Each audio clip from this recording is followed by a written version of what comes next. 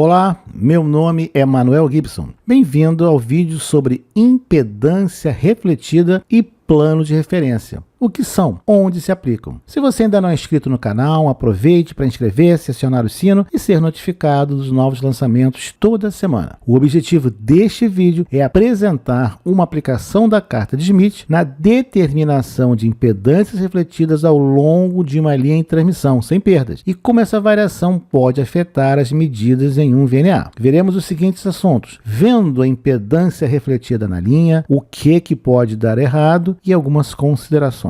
Aproveite, deixe o seu like, ajude o Google a divulgar esse vídeo, ajude a divulgar o conhecimento em nosso próprio idioma. Obrigado. Vamos começar pelo primeiro item, vendo a impedância refletida na linha. Esta é a carta de Schmitt. É uma ferramenta gráfica extremamente poderosa e relativamente fácil de usar para nossa aplicação. Em vídeos posteriores vamos abordar a carta de Schmitt com maiores detalhes. Na carta de Schmitt, quando você anda pela linha de transmissão no sentido horário, na carta de Schmitt, você está se aproximando do gerador. É medido em comprimento de onda da linha, na frequência de operação, em direção ao gerador. Então, já vimos que na carta de Schmitt, conforme você anda ou se desloca, as medidas são apresentadas em comprimentos de onda da frequência de operação ou, às vezes, também em graus. Aí está um gerador, uma linha de transmissão e uma carga. Conforme você anda na direção do gerador, você está se aproximando dos terminais A e a linha. Esse é o significado de andar na direção do gerador. Quando você anda na carta de Schmitt no sentido anti-horário, você está se aproximando da carga. Aí temos a mesma situação de fonte, linha, carga, e agora vamos andar na direção da carga. Você está se afastando do gerador e indo na direção da carga. Para nós calcularmos o comprimento de onda na linha de transmissão em centímetros, que vai ser mais usual em alta frequência, e até milímetros, vamos utilizar a equação mostrada, onde VF é a velocidade de fase ou relativa da linha de transmissão, e a frequência está expressa em GHz. Vamos a um exemplo. Em uma determinada linha de transmissão, cuja velocidade relativa é de 60%, nós queremos saber qual é o comprimento de onda em 2,4 GHz. Nós vamos aplicar a equação 0,6, que é o 60%, multiplicamos por 30 e dividimos pela frequência em giga, 2,4, e obtemos 7,5 centímetros. Dizemos então que o comprimento de onda na frequência de 2,4 giga na linha considerada é de 7,5 centímetros. Apenas por comparação, nós podemos calcular que no vácuo esse comprimento de onda é de 12,5 centímetros. Observe a diferença. No vácuo, 12,5 centímetros e na linha, 7,5 centímetros. Temos aí a nossa fonte, linha, carga. Temos a porta de saída ou de entrada para a linha e o plano de referência da porta de saída, ou seria o conector do gerador.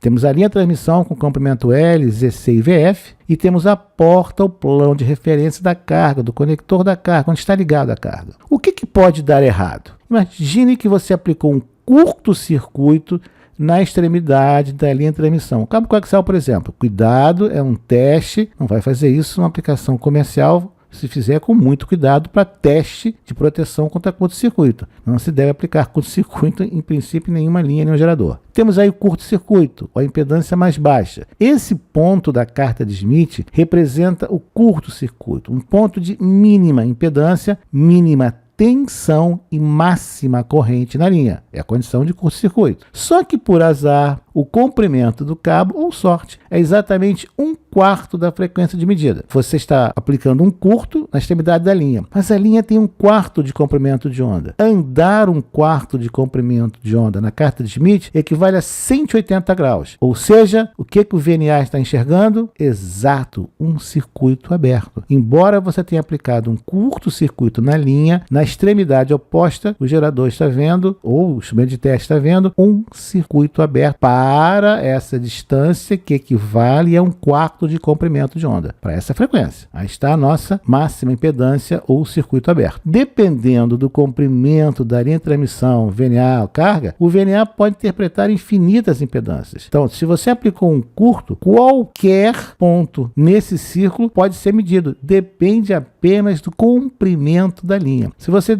colocou o comprimento de exatamente lambda sobre 2, nós já vimos que a cada cada lambda sobre 2, tudo se repete. Então, o nosso curto seria visto como um curto. Lambda sobre 4, tudo se inverte. Então, o curto seria visto como um circuito aberto ou impedância infinita. Suponha que você esteja operando em 2,4 GHz e a linha de transmissão apresente uma velocidade relativa de 60%. Nós já fizemos essa conta e sabemos que o comprimento de onda na linha é de 7,5 centímetros. Aí está a conta que nós fizemos. Suponha que a extremidade da linha seja deixada em aberto e o comprimento desse conjunto cabo-conector seja de 11,8125 centímetros. O que vai acontecer? Bom, isso equivale a 1,575 lambda na linha. Lembrando que o lambda da linha é de 7,5 centímetros. Um comprimento de 11,8125 centímetros equivale a 1,575. Sabemos que a cada meio comprimento de onda, tudo se repete. Então, primeiro meio, repetiu. Meio mais meio, 1, tudo se repetiu. Meio mais meio, 1, tudo se repetiu. Durante 1,5, tudo se repetiu. O que sobrou? 0,075 lambda. A impedância refletida na carta de Schmidt é puramente reativa. Quando você marcar esse 0,075 lambda na carta de Schmidt, você vai encontrar uma impedância de menos 2 ohms. Em um sistema de 50 ohms, a impedância de menos J 100 ohms, o que equivale a um capacitor de 1,51 pF em 2,4 GHz. O circuito aberto transformou-se, foi refletido em um capacitor de 1,51 picofarad. A menos que você diga o VNA que a carga é um circuito aberto, ele vai interpretar como um capacitor de 1,51 picofarad nessa frequência. O VNA não sabe o comprimento da linha da porta de medida até a carga, mas ele precisa saber qual é a solução. Você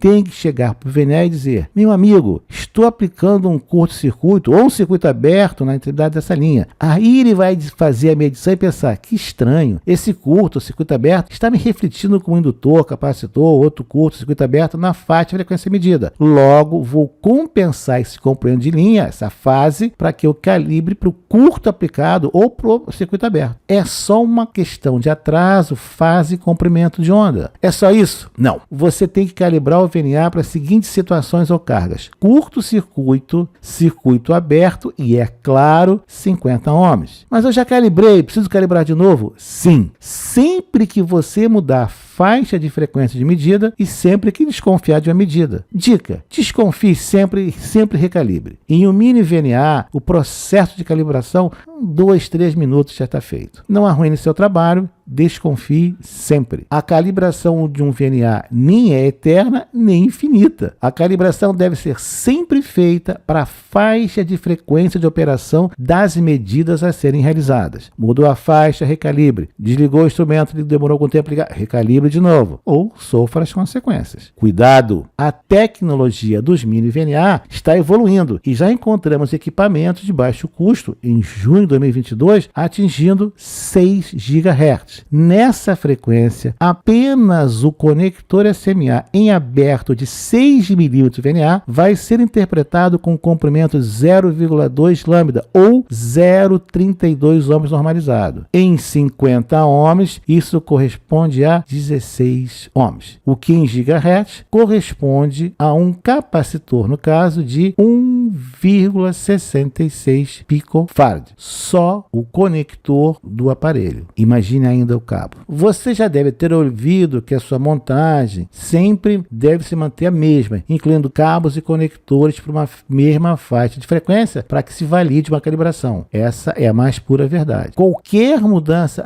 mas eu troquei o cabo, mesmo comprimento, mesmo fornecedor.